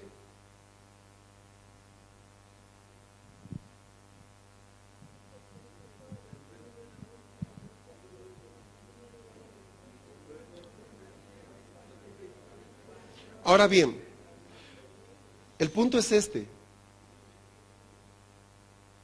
Las águilas tienen el poder en su mirada. Ellos matan con sus garras, no con su pico. Utilizan un recurso, la velocidad. Pero las presas que pueden agarrar las águilas son pequeñas. Es bien interesante. Una vez di un seminario de solo las águilas por 3 días. Es fantástico. ¿Cómo hacen sus nidos? Sus nidos miden por lo menos 5 metros. ¿Y sabe qué? Son las únicas aves que permiten que unas aves chiquititas vivan en su nido también. Hay un montón de aves pequeñitas que viven en su mismo nido y no se hace ningún problema ni se las come. Es fantástico. Al margen del proceso de rejuvenecimiento que pasa el águila, que todos ustedes deben conocer, y cómo se saca las garras y todo aquello, ¿verdad? Tiene rasgos fantásticos. Puede ver una moneda de 10 centavos desde varios kilómetros de altura, aun cuando el pasto está a 15 centímetros crecido y ahí está la moneda. Puede verlo. Entonces las águilas trabajan con los leones normalmente juntos. Ellos trabajan juntos. Por ejemplo, ahora que estuvimos en Ámsterdam, hicimos una movilización de guerra impresionante. Teníamos intercesores de varias partes de Europa y nos reunimos en un bootcamp en Ámsterdam. Estaba Pamela, estaba mi esposa, estaban varios hermanos de acá que viajamos para hacer esa batalla. Dios nos convocó a Ámsterdam porque Ámsterdam es un país de reforma, es una ciudad de reforma y Holanda es un país que ha sido levantado por Dios para ser pionero. Tiene cosas muy especiales, yo nunca había entendido por qué fue el primer estado evangélico de Europa, o sea, cosas muy interesantes. Pero hoy día es todo lo que uno puede esperar de un lugar agradable, es un lugar poseído por las tinieblas. Pero la movilización fue bien especial. Una de las cosas interesantes que hicimos fue esta. Nos reunimos 12 águilas en un aposento alto, en un último piso de una torre de oración de Jucum, desde donde se veía toda la ciudad. Y ahí estamos un puñado de gentes.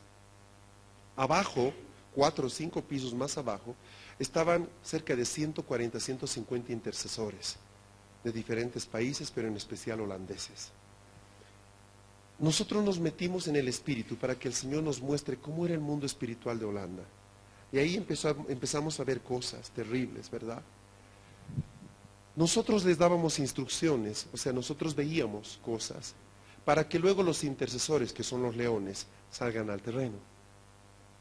Ellos, al caminar al ras del piso, no ven de la misma forma que un águila ve. Un águila puede ver el enemigo que está esperando a este león allá lejos, pero el león no lo ve. Entonces el trabajo entre águilas y leones es espectacular, porque las águilas empiezan a dar instrucciones precisas. Tienen que ir por tal calle, van a doblar a la derecha, van a encontrarse con esto, ahí tienen que meterse con banderas. Pasaron cosas fabulosas, vamos a tratar de mostrarles algunas imágenes. Una de las cosas más interesantes que tiene Ámsterdam y terribles es que es un país que permite la prostitución, ustedes deben saber eso. Hay una zona que se llama el Red Line en Ámsterdam, que es una zona enteramente entregada a la prostitución, al homosexualismo, a la promiscuidad sexual. Es terrible. Es una zona donde están los famosos prostíbulos que tienen unas ventanas donde las mujeres se exhiben, ¿verdad? Y una casa puede tener 4 ventanas, 5 ventanas. Entonces pasar por ahí es terrible, porque lo que pasa es de que los varones son capturados en su alma en ese lugar, ¿no? ¿Y qué hacíamos un grupo de hispanos allá? Fue interesante, porque la primera palabra que Dios nos da era de que estábamos en el país que está por debajo del nivel del mar, uno de los países más bajos, pero las águilas que Dios envía son enviadas de uno de los países más altos. Estoy hablando de los que fuimos de La Paz. Fue bien interesante cómo Dios trabajó. O sea, fuimos los que vivimos en el lugar más alto, uno de los lugares más altos de la tierra, a uno de los lugares más bajos de la tierra. Fue bien especial. Y ahí pudimos ver muchas cosas. Pero estando viendo en el Red Line, toda esa zona, que está a media cuadra del Dam Square, que es la plaza principal, ni para decirle que está a las afueras de la ciudad, donde todo es horrible, todo es espantoso. Una de las estrategias que Dios da es que tendría que tomarse esa zona, pero de que solo podían entrar mujeres. Bueno, gracias Padre, dijimos muchos. Pero la cosa es cómo vamos a tomar la zona roja. Y Dios dice, con danza. ¿Sabe lo que fue a las 3 de la mañana ver un ejército de mujeres vestidas de blanco, con banderas así, con shofares, con panderos, entrar a las zonas de los prostíbulos a las 3 de la mañana con banderas. ¿Sabe? Fue algo... Obviamente los hombres que estaban ahí buscando un entretenimiento, las mujeres en las ventanas ahí exhibiéndose, y de repente pasaban estas mujeres como ángeles, ¿verdad? Entre las calles danzando y adorando. Vino la policía les pidió que por favor no hagan ruido. Es que ellos tienen turismo sexual. O sea, toda Europa va a visitar Ámsterdam solo por el sexo. Es un país, una ciudad que vive en torno al turismo sexual, por ejemplo. Pero obviamente que a todos los varones se les cortaba el deseo de hacer alguna travesura ahí al ver estas mujeres danzando de blanco con banderas a las 3 de la mañana. Muchos de ellos estaban medio ebrios, no sabían lo que veían, ¿entiende? La escena. O sea, era impresionante, de verdad le digo. Ya claro, una cosa es danzar aquí en el templo tan precioso, pero ¿sabe que esas mujeres tuvieron que realmente tener valor para entrar a danzar entre los canales ahí, porque es en pleno, las calles son con canales de agua y todo aquello, y las muchachas danzar y celebrar al Señor? Qué cosa más impresionante ver esa escena, eran los cielos visitando el Red Line de Ámsterdam, fue algo extraordinario. Y los leones o las águilas estábamos todos metidos en un cuartito ahí arriba, orando, porque el Señor les conduzca. Pero aún la ruta que habíamos trazado era un diseño divino maravilloso. O sea, cuando las águilas y los leones trabajan juntos se produce algo extraordinario. Es fantástico. Es fantástico. Ahora, tú has recibido de parte de Dios la capacidad de ver muy lejos. Gracias por su entusiasmo. Yo hubiera querido que me digan eso a alguien hace 25 años atrás. Usted ha recibido la capacidad de ver cosas que el resto de la gente no ve. Donde muchos ven problemas, tú ves una oportunidad. Usted va a verlo a David con un rostro de águila constantemente. David era un hombre que veía siempre una oportunidad. La gente ve un gigante. David ve el trampolín que lo iba a hacer famoso, ¿entiende? La gente ve una lanza que pesa más de 3 kilos. David ve un instrumento de lobotomía extraordinario. Entiende, ¿verdad? ¿Sabe lo que es lobotomía, verdad? Es cuando le vuelan esta parte de la cabeza y es ahí donde le pega el piedrazo. O sea, donde la gente ve un problema, David ve una solución. Ese es el punto. Lo que lo hace famoso a David es Goliat. ¿O no? Si no fuera por Goliat, él seguiría pastando ovejitas ahí, ¿se entiende? Es David quien lo saca, perdón, es Goliat quien lo saca a David del anonimato. Ahora, no te asustes por el Goliat que tienes delante. Puede que eso es lo que Dios va a usar para hacerte famoso, ¿entiende, verdad? Gracias por su entusiasmo. Recíbalo como una palabra profética. Definitivamente nadie se alegra de tener un Goliat del frente, pero debe darse cuenta usted que usted está equipado por Dios para poder vencer esa circunstancia. Es que usted no sabe lo que me está pasando. No sé lo que le está pasando. El punto es este: si tú pones tus ojos en Goliat, está sonado. Si pones tus ojos en Dios, Goliat está sonado. ¿Qué quieres? De eso se trata. Aprenda a poner los ojos en el lugar correcto. Las águilas son los únicos animales de la creación que pueden mirar cara a cara al sol. Tienen una membrana especial que se les baja en los ojos cuando van a mirar al sol. Son las únicas aves que pueden mirar claramente al sol. O sea, se entiende, ¿verdad? Ellos saben el poder que están en sus alas. Saben que eso es lo que los mantiene separados de todo lo demás. La capacidad de ser águila está en el Espíritu Santo que Dios puso en ti. Es ese espíritu el que te hace ver lo que está más lejos. Tú no necesitas que alguien te venga a decir eso. Tú lo sabes. Mira a Jesús hablando, o escucha a Jesús hablando. Mira lo que él dice. Ha llegado el tiempo. Debemos subir a Jerusalén. O sea, siempre él anda mirando lo que los demás no ven. ¿Cómo ve el hombre? Oye, Señor, en este lugar donde apareció Moisés y Elías, ¿sabes por qué no hacemos 3 enramadas para que... ¿Se acuerda, verdad? Yo quiero un templo, no una enramada. El ministerio apostólico debe desarrollarte como hombre, como buey, como león, como águila. Porque cuando tú tienes desarrolladas estas 4 facetas en tu vida, la presencia de Dios se establece en el centro. Dios es llamado Jehová el guerrero o el Señor el guerrero.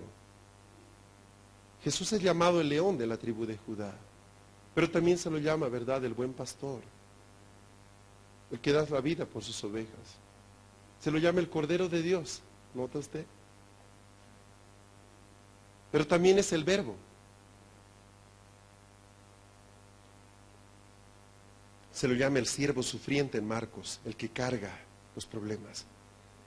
Dice acá, verso 8, capítulo 2, sigo con Corintios 2:8, 2:9. Antes bien, como está escrito, cosas que ojo no vio, ni oído yo, ni han subido en corazón de hombre, son las que Dios ha preparado para los que le aman. Ahora, ¿sabe? Cuando a mí me explicaban este verso hace años, me decían que eso era lo que Dios preparaba para el día en que yo resucite o me vaya en el rapto. ¿Ok? Entonces cantábamos, Jerusalén, Jerusalén, qué bonita eres. La cosa es que tendría que cantar esa canción a mi vecino, porque en realidad la Jerusalén que él quiere habitar eres tú. Pero mire lo que dice acá. Resulta que este pasaje no habla del futuro. Mire, verso 10. Pero Dios nos las reveló a nosotros por el Espíritu, porque el Espíritu todo lo escudriña, aún lo profundo de Dios. ¿Está aquí? O sea, resulta de que Dios tiene cosas que no han subido a tu mente ni las has visto, no para cuando te mueras, sino para ahora. Ahora, como el tiempo pasa, nos vamos quedando viejos, sería bueno que investigue qué es lo que tiene Dios ya. No mañana, hoy. De ahí que vuelvo a jalar las palabras del pastor Ricardo que decía, no puedo seguir así. Y no creo que estemos hablando de que estoy mal. No, has sido fiel con toda la obra que he puesto en tus manos. Pero llega un momento muy particular. Quiero terminar los últimos minutos diciendo algunas cosas bien importantes. Número 1, ¿sabe qué? Todas las profecías mayas, aztecas, egipcias, tihuanacotas, hablando de cultura, determinan de que algo acontece entre el año 2011 y 2012. De hecho, el calendario maya acaba el 2012.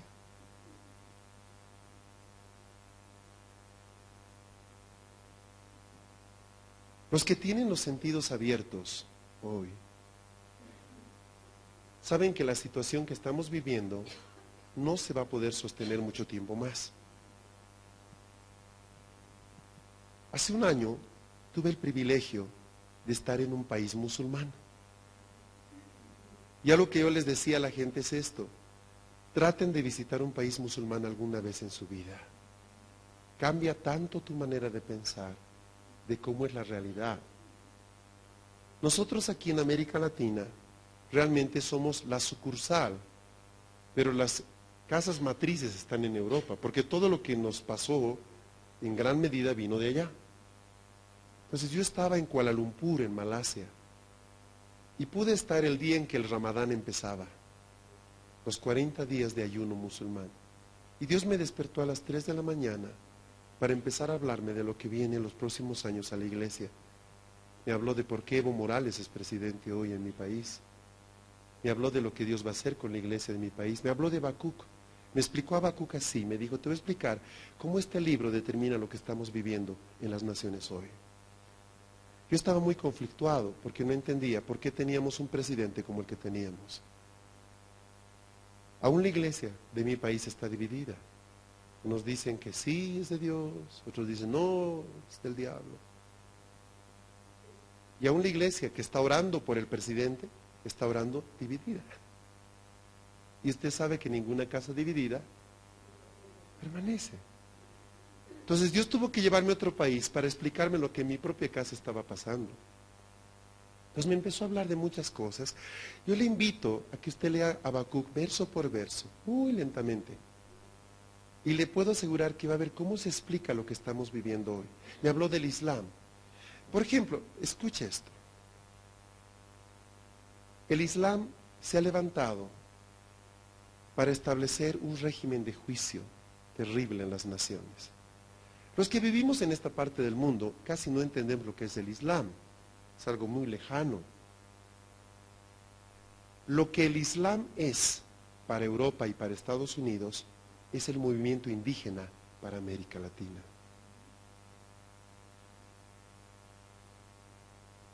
Son el ejército de langostas que se está levantando para alinear la casa de Dios.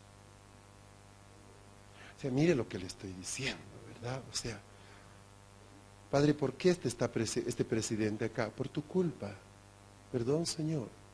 No quisieron oír a buenas, oirán a malas. O sea, entonces, cuando uno entiende cómo Dios trabaja, empieza a darse cuenta que la historia de nuestros países no están desconectadas. Estamos trabajando con la iglesia colombiana. Estoy muy bendecido de tenerte aquí, Eduardo. Mañana les presentaré a Eduardo del Castillo, un hombre clave de la iglesia colombiana. Y una de nuestras metas con Eduardo y otros pastores es hacer caer la guerrilla en Colombia en los próximos 3 años.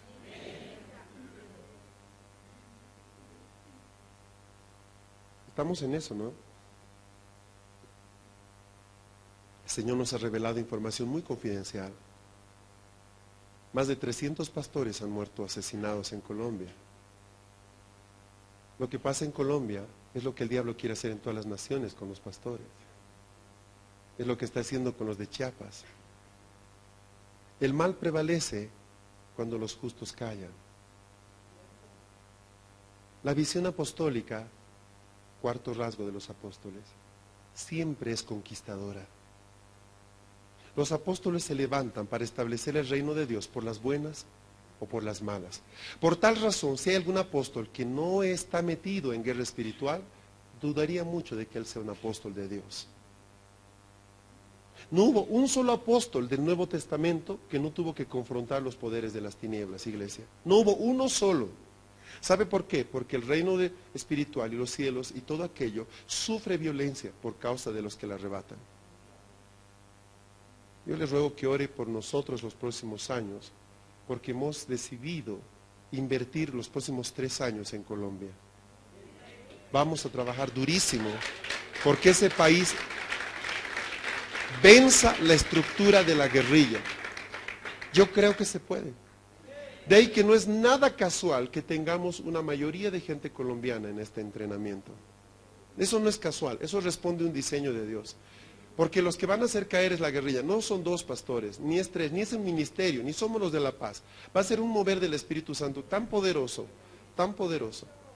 Y sabe que estamos en este pequeño lugar alto, en este nido de águilas, hablando de cómo vamos a tomar esa nación. Y sabe, muy pronto vamos a estar regocijándonos y acordándonos. ¿Te acuerdas cuando hablábamos de esto? Y se veía tan difícil todo aquello. Usted va a empezar a escuchar los próximos 2, 3 meses de cosas que empiezan a pasar en Colombia, y el próximo año, hasta medio año, usted va a encontrar en las noticias que algunos líderes van a empezar a morir, van a empezar cosas muy tremendas, los poderes van a desatarse en esa tierra, porque el juicio de Dios va a decir basta. Ese es el punto.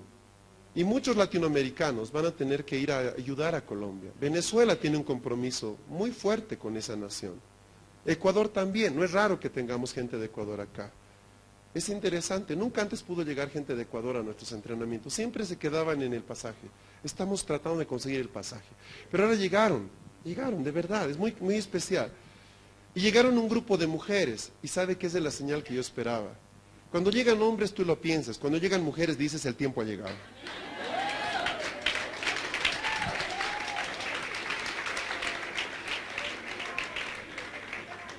¿Entiende lo que le digo? ¿Por qué? Porque lo que vamos a hacer en Colombia es algo que no es solo de la iglesia colombiana. Tiene que ver con la iglesia continental.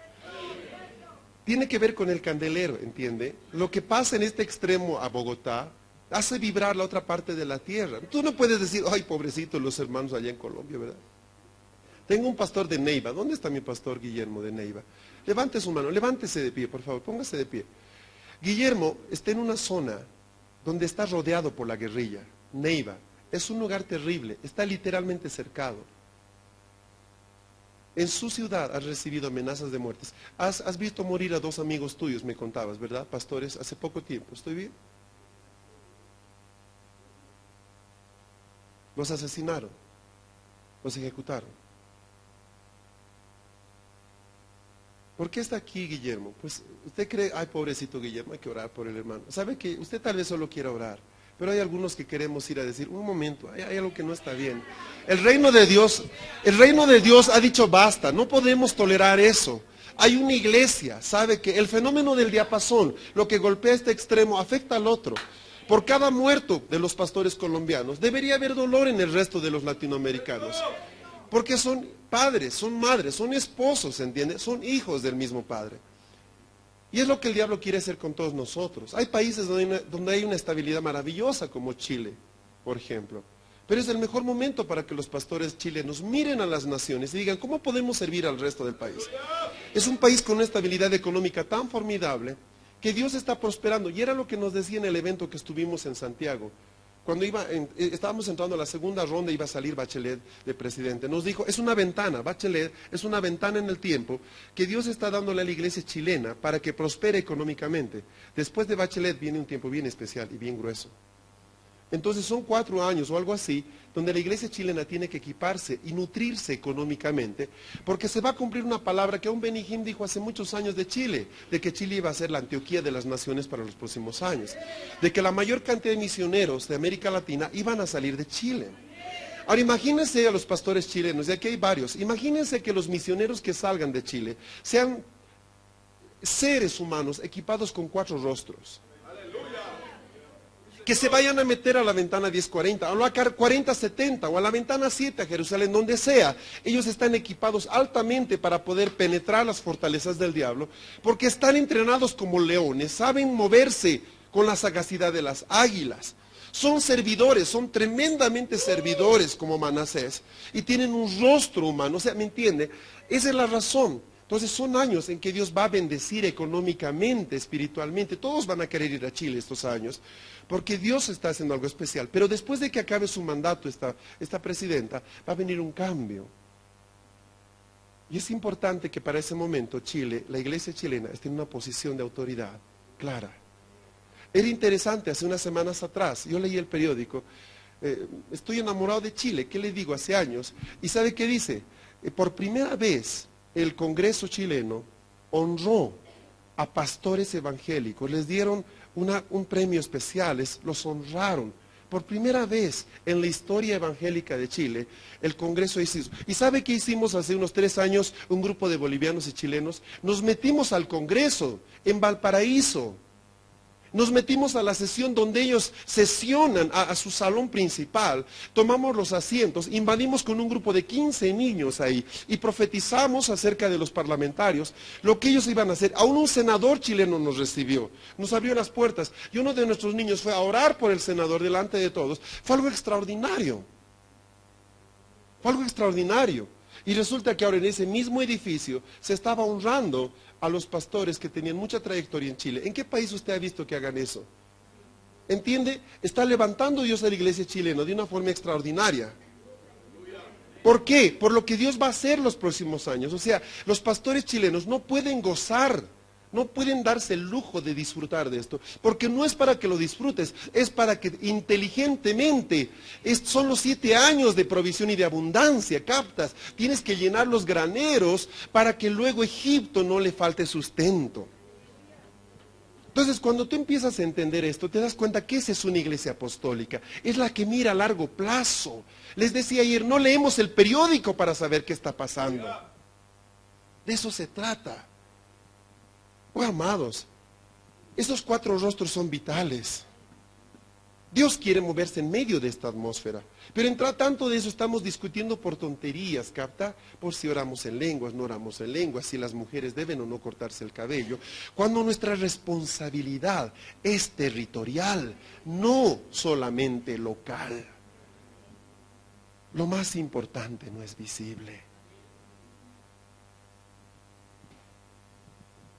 Me bendijo tanto conocer a los bogotanos y a los pastores de Colombia. Qué gente más alegre, qué gente más linda. Me parecían mucho, hay una parte de Bolivia que se llama Santa Cruz, donde la gente es igual de alegre. Aquí nomás en esta parte del altiplano como que el frío nos deja un poco congelada la sonrisa. Nos cuesta un poco sonreír aquí a los altiplánicos, pero en el oriente es muy lindo, es muy franco el cruceño. Es muy contento. Pero cuando conocí a los colombianos tuve que decir que contentos van a ser los cruceños. Estos son contentos. O sea, para que tú puedas vivir como si nada pasara después de que las bombas han estallado a pocas cuadras de tu casa, realmente tienes que tener algo especial dentro. Hace 2 meses, algo así, un poco más, un poco menos, Eduardo, una incursión del ejército colombiano pudo encontrar en un campamento de las FARC un videocassette. En ese videocassette uno de los comandantes determinaba que los pastores evangélicos son objetivo militar. Eso es sentencia de muerte.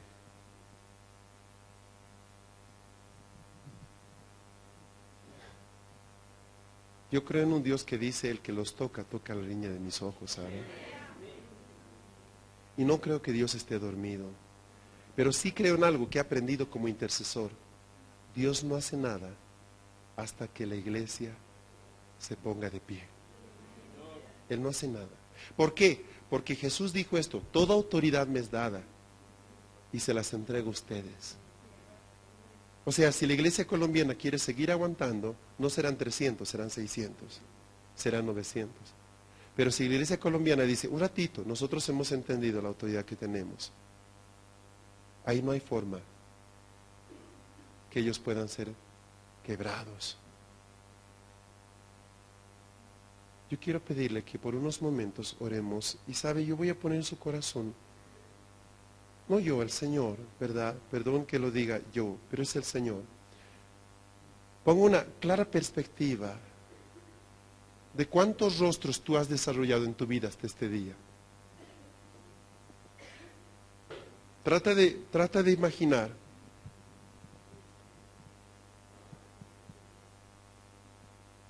Tal vez eres una persona que fácilmente sirves a otros, y eso es hermoso.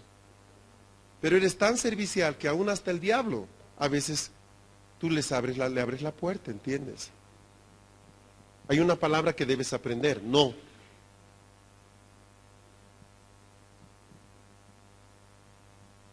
Tal vez sí eres un león, reaccionas con violencia, pero no ves bien, te falta vista, entonces te enojas con las personas equivocadas. Reaccionas mal o reaccionas fuerte con las personas equivocadas. Es que, pastor, yo soy león, sí, pero nunca utilices tus garras contra los hijos de Dios. Tú no puedes usar tu espada para herir a los hijos de Dios. Entonces necesitas ser águila para que veas dónde está la presa. El verdadero enemigo no está a tu lado, está al frente, hermano. Por mucho que parezca que a veces aquí estamos peleándonos internamente, hermanos, no es así.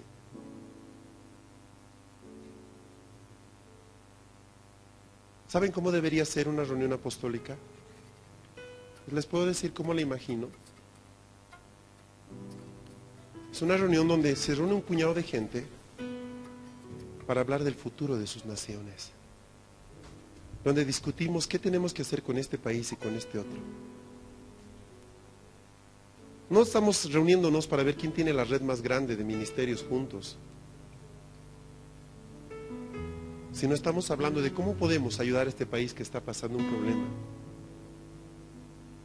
Esa es una cumbre apostólica. Ese es un concilio apostólico. Se reúnen los ungidos del Señor para ver acerca del destino de Israel. Y buscan al Señor y tienen tiempos de oración y ayuno, buscando la dirección de Dios para las naciones. Y presentan a las naciones delante del Padre. Son gente que hace mucho tiempo murió a su nacionalidad. Ellos no representan un país, representan el reino. De tal manera que en un momento determinado, uno sin ser de ese país puede estar gimiendo y llorando por un país que no es suyo. Sencillamente porque las fronteras no existen para estas personas. No tienen una visión de congregación. Eso no quiere decir que no aman las congregaciones. Desde luego que sí, es la esposa, la amada. Pero su ministerio no está enfocado en simplemente hacer crecer su ministerio, sino en que el reino de Dios se extienda a todas partes. Imagine a los apóstoles haciendo esta oración. ¿Y cuántos aquí harían esta oración? No me diga yo. No se ate. Imagine esta oración. Señor, envíame donde nadie quiere ir.